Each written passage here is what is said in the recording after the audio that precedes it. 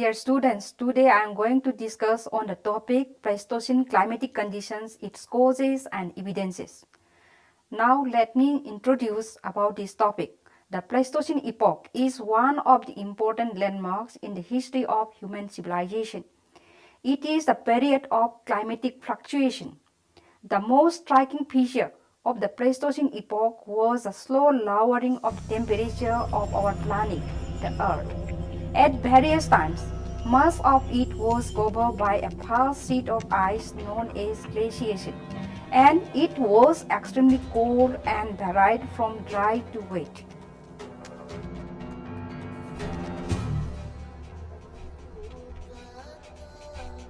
Earth scientists as well as prehistorians tried to find out the causes and recover the evidences of the occurrence of the Pleistocene climatic conditions, particularly geological evidences of the glaciations.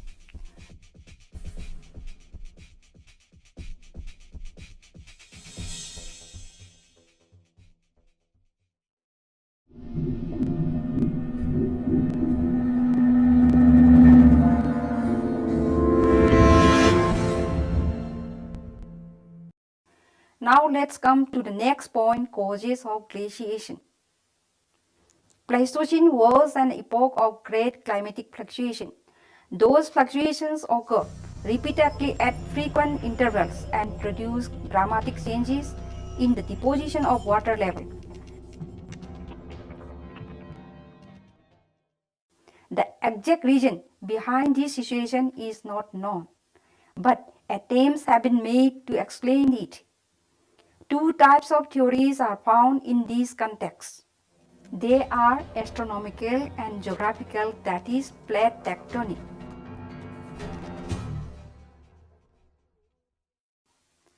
Now let's move to another point, that is astronomical theory. There are several types of astronomical theory about the causes of ice age, which fall generally into the following categories. Number 1. Increased concentricity of Earth's orbit.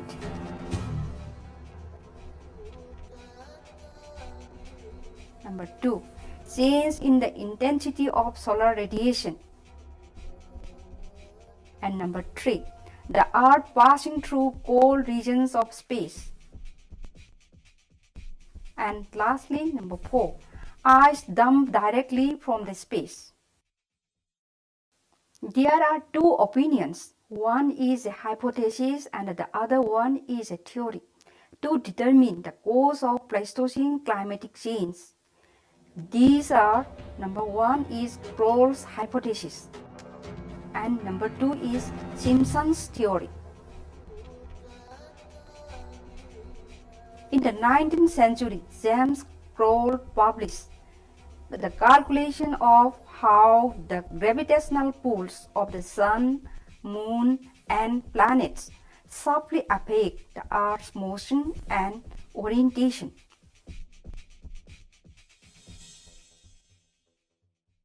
The idea of Kroll was further developed later by Milutin Milankovic. He worked out the ideas of climate cycles in 1920s and 30s. To test the hypothesis adequately, he worked out on the detailed chronology of the quaternary temperature change. A problem with the hypothesis is that astronomical cycles have been in existence from billions of years, but glaciation is a rare occurrence. Astronomical cycles perfectly explain glacial and interglacial periods and their transmissions inside an ice age. Other factors must be involved, the cause of Earth's temperature to drop below a critical threshold. Once that occurs, Milankovic's cycle will act to force the planet in and out of glacial periods. In the 1930s, Simpson published a number of papers that speculated on the feedback mechanism that would be triggered by change in the atmospheric concentration of carbon dioxide.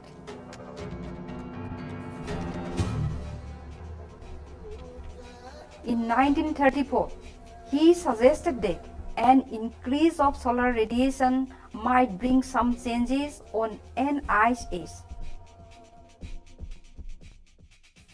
His reasoning was that a rise in sun's radiation would warm the equator more than the poles, evaporating more water from the tropics and increasing the rate of the general circulation of the atmosphere. This would bring more snowfall in the higher latitudes. Snow that would accumulate into ice sheets.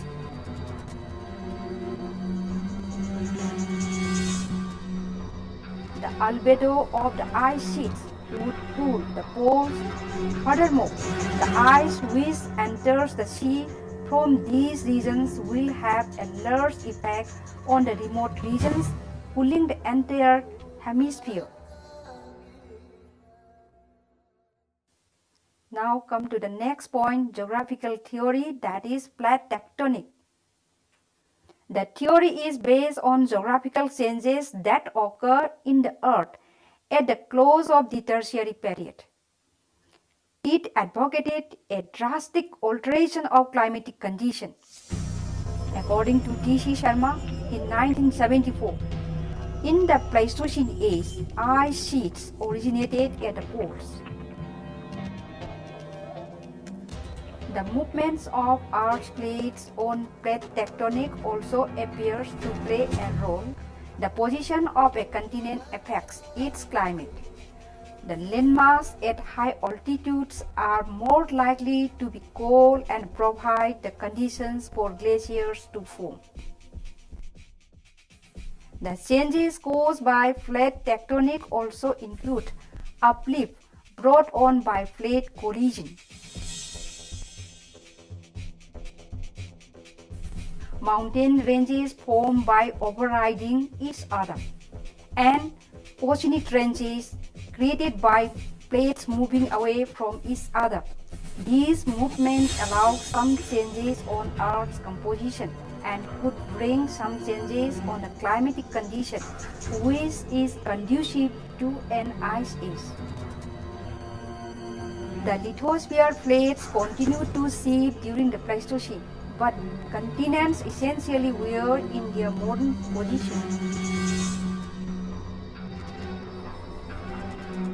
At this part of the epoch, the more importance to subsequent quaternary events was the late tertiary movements that affected the evolution of climates towards that of the quaternary.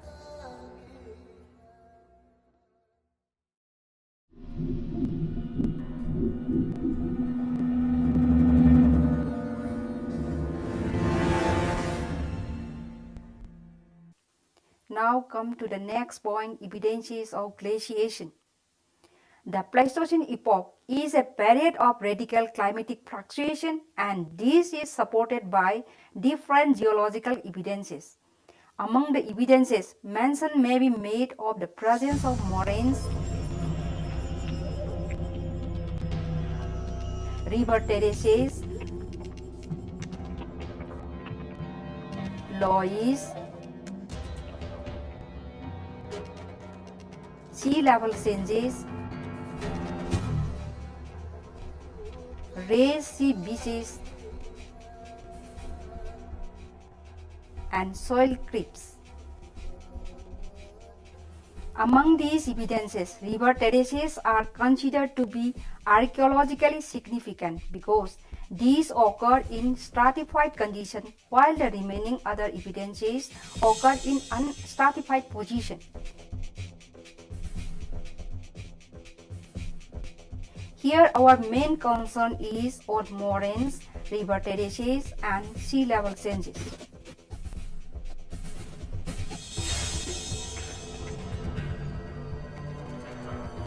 Now come to the next point, moraines. The moraines are special glacial deposits. Moraine material is transported by a glacier and deposited.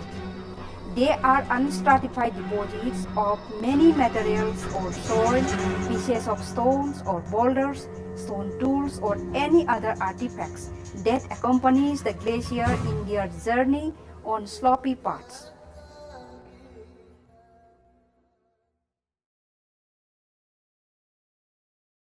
In other words, the glacier, wherever they find some slope, they used to advance, and in the wake of their movement carried many sundry objects or materials.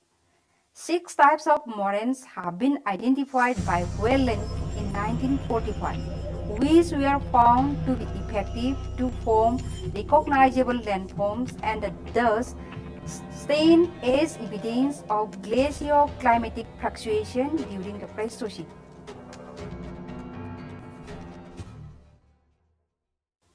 The 6 types of moraines that are responsible for shaping the landforms are ground moraines, lateral moraines, medial moraines, push moraines, recessional moraines, and terminal moraines.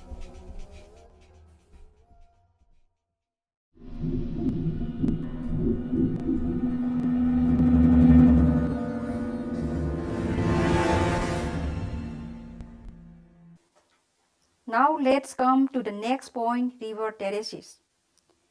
Fluvial sequences, particularly terrace staircases, represents archives of tertiary paleoclimatic fluctuations and serve as stratigraphical framework for geochronology and for correlation with depositional environment, particularly the global marine oxygen isotope record. They provide context for records from fossils and artifacts of faunal revolution and human occupation. Conversely, both records can be the means of relative dating of riverine sequences. River terraces are topographic platforms, benches or steps in the river valley that represent former levels of valley floors and floodplains.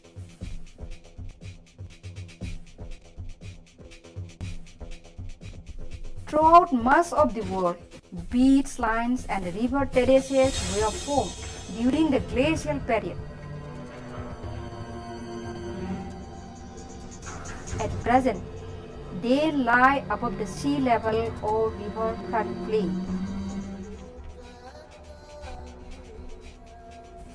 Formation of major river terraces was a result of high fluctuation of water level in rivers due to glaciations. During these periods, all the available moisture used to be frozen into ice, thus decreasing the quantity of water. With the onset of interglaciations, temperature used to increase, resulting in the production of more meltwater. It accelerated soil erosion and made newer terraces in the process.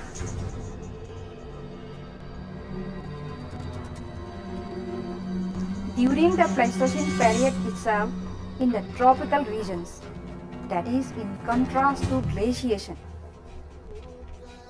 the increasing rainfall, that is pluvials, and decreasing rainfall, that is interpluvials, affect the velocity of the rivers, helping in the formation of terraces like glaciation and interglaciations do.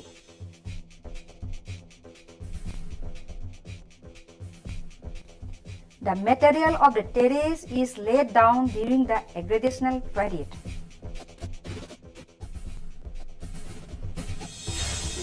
The axial terrace is formed only when erosion takes place. In this way, erosion and aggradation make several steps or levels or terraces along the river. Generally, the highest terrace is the oldest, while the lowest would be the youngest.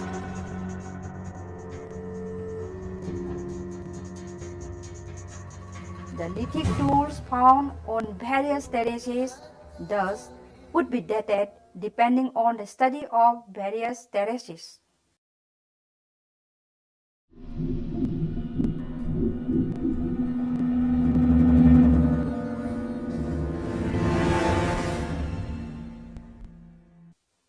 Now let's come to another point, that is river terraces versus moraines. In archaeological terms, river terraces were more important than the moraine deposits because river terraces are stratified. Thus, cutting the steps or levels or terraces in longitudinal cross-section would give the sequence of cultures deposited there. On the other hand, the moraine deposits are unstratified and sometimes mixed. Hence, they do not help the prehistorians to get the fairly correct idea of cultural sequences accumulated there.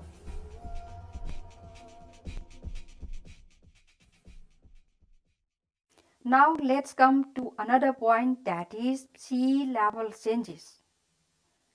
Coastal environments during the Pleistocene were controlled in large part by the fluctuating level of the sea as well as by the local tectonic environmental conditions.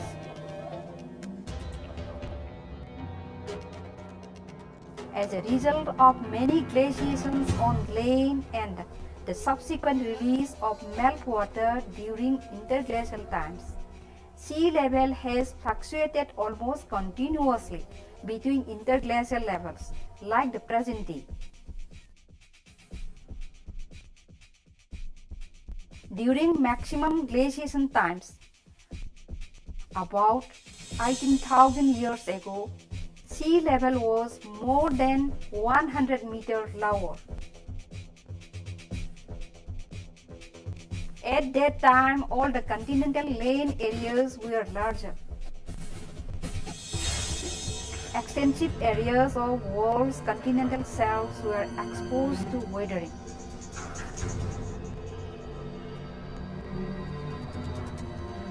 Soil formation,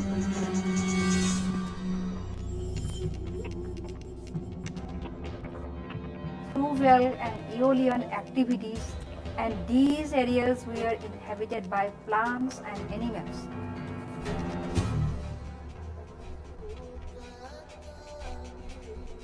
The Bering Self was exposed at this time. Thus, Siberia was connected to Alaska by land bridge.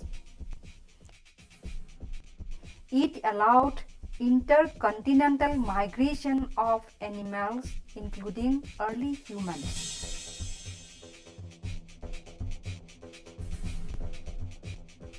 Rapid melting of the last ice sheet resulted in rising sea level that reached near modern level by the mid-Holocene around 5,000 years ago.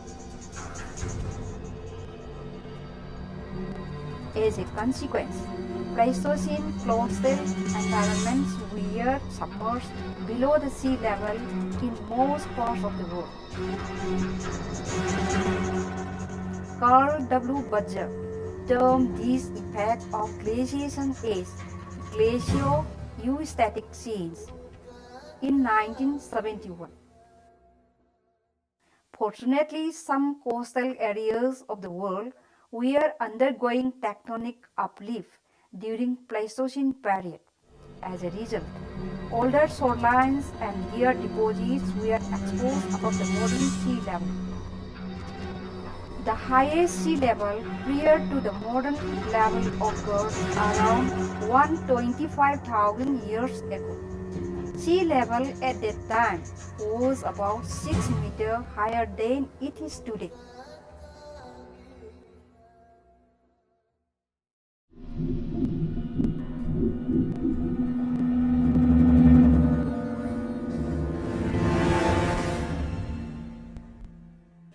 Now let me come to the concluding remark. During Pleistocene period, the climatic condition was extremely fluctuated. These fluctuations were caused by different agencies like increased concentricity of Earth's orbit, change in the intensity of solar radiation, the Earth passing through cold regions of space, and lastly, ice dumped directly from the space. Such climatic fluctuation and environmental changes were evidenced by moraines, river terraces, sea level changes, etc. Thank you all.